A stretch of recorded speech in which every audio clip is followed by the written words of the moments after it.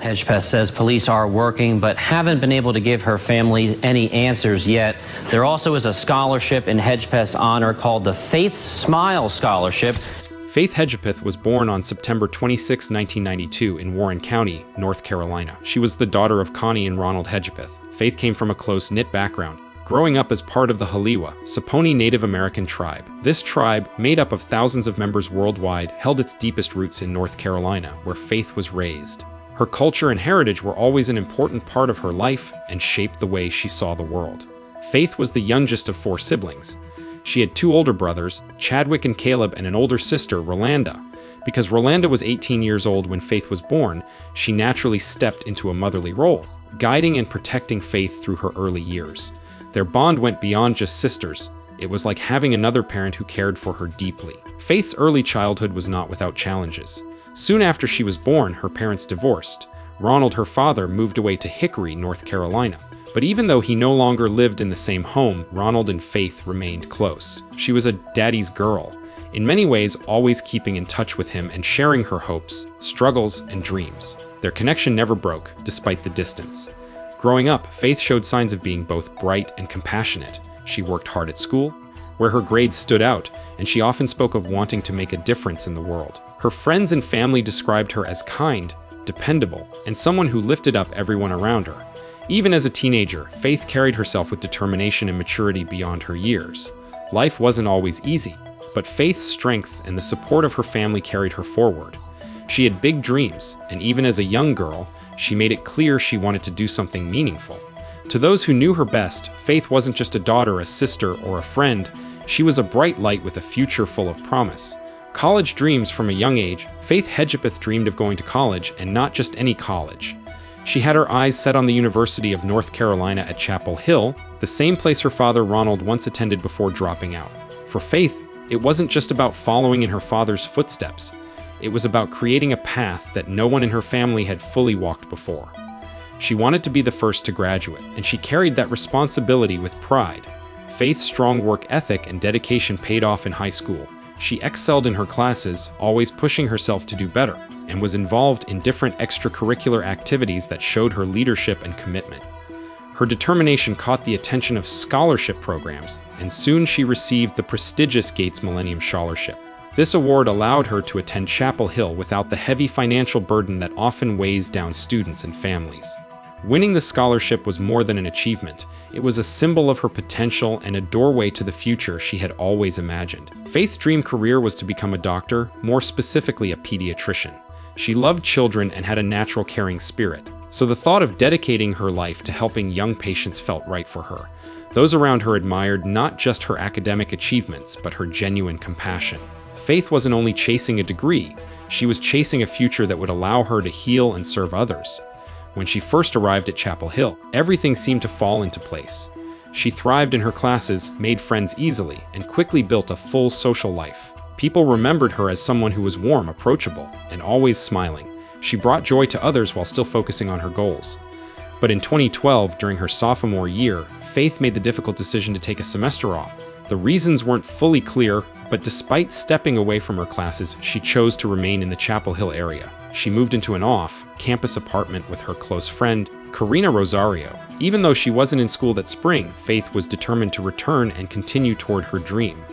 And when the fall semester came, she did just that, back on track, back with her goals, and ready to move forward. Her future seemed bright, her plans steady. No one could have imagined that her journey, full of promise and hope, was about to be cut short. Night out on the evening of September 6, 2012, just 2 weeks before her 20th birthday, Faith Hedgepeth's night began like any other busy college evening.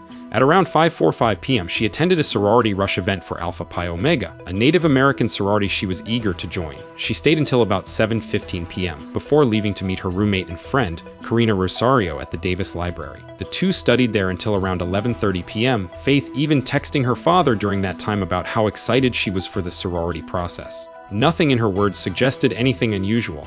She was happy, hopeful, and focused. When Faith and Karina returned to their apartment around midnight, they weren't ready to end their night. Instead, they decided to head out again, this time to a popular Chapel Hill club called The Thrill. The club was known for letting in underage students, and it was a go-to spot for dancing, drinking, and unwinding.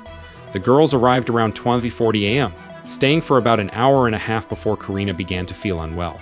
At 2:06 a.m., security cameras captured the two leaving the club and heading back toward their apartment. By the time they got home at 3:00 a.m., Faith spent a short while on Facebook and later sent a text message at 3:40 a.m. to a friend asking him to support Karina. It would be her final known activity. Karina, meanwhile, reached out to other friends and eventually left the apartment around 4:25 a.m. with another student, leaving Faith alone. That small decision, leaving without locking the door, would become a haunting detail. Their apartment complex was easily accessible, and without a lock, anyone could have entered. By morning, Faith would never wake up again. The murder the morning of September 7, 2012, began like any other for Chapel Hill, but inside Faith Hedgepeth's apartment, tragedy had already struck. At around 11 a.m., Karina Rosario returned home with her friend Marisol after spending the night out. Karina expected to find Faith waiting for her, but when she called out her name, there was no response. Faith's car was still in the parking lot, so Karina knew she hadn't gone anywhere. When they stepped inside Faith's bedroom, the scene was horrifying. Faith's body was found wrapped in a quilt, partially undressed, blood covering the floor and bedding. Her shirt had been pulled up over her head, and she showed signs of a brutal attack. The room told a story of violence. Blood spattered across the closet and walls, and nearby, an empty alcohol bottle believed to be the weapon used to strike her. Even more chilling was a white paper bag lying on the bed. On it, someone had scrawled in messy handwriting, "I'm not stupid, expletive jealous." Karina and Marisol immediately dialed 911 at 11:01, frantic and in shock. But by the time first responders arrived, it was too late. Faith was pronounced dead at the scene. The autopsy later confirmed that she had died from blunt force trauma to the head. Additional injuries, bruises on her arms, legs, and hands, suggested she had fought back. Evidence also showed sexual assault, with DNA collected from her body and the crime scene. The brutality of the murder shook the community. Faith was only 19 years old, with her whole life ahead of her. The crime didn't appear to be a robbery, as nothing was stolen. Instead, it seemed deeply personal, filled with rage and resentment. The note left behind hinted at jealousy, but its meaning was unclear. For Faith's family and friends, the discovery was devastating.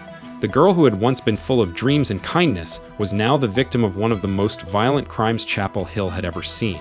The arrest for nearly a decade, the murder of Faith Hedgepeth remained unsolved. Investigators collected DNA from the crime scene, but every test ended in disappointment. Hundreds of people were interviewed, and yet no clear suspect emerged. Faith's family waited year after year, desperate for answers. Finally, in September 2021, 9 years and 9 days after her death, there was a breakthrough. Advances in DNA ancestry technology allowed investigators to track the killer's identity through family connections. The DNA from Faith's rape kit, the alcohol bottle, and the paper bag all matched one person, Miguel Enrique Salgado Olivares. Miguel, who was only 19 at the time of the murder, had lived in the Chapel Hill area after moving from Guatemala. His DNA entered the system after a recent DUI arrest, which gave police the final link they needed. On September 16, 2021, he was arrested and charged with first-degree murder. The news shocked the community. Miguel was not a well-known figure in Faith's circle, and questions quickly followed. How did he know Faith? Why was he at the apartment that night? And what exactly was his motive? To this day, those answers remain unclear. Some believe others may have been involved, or at least know more than they have revealed. For Faith's family, the arrest brought some relief, but not complete closure. While a suspect had been named, the trial and the full truth of what happened that night still hang in the balance. After years of silence, they finally had a name, but the mystery of why Faith's life was taken remains painfully unresolved. Thank you for watching the Case of Faith Hedgepeth. Don't forget to hit the subscribe button so you never miss more true crime stories. Do you believe Miguel acted alone, or are there others who still hold the secrets of that tragic night? Share your thoughts in the comments below.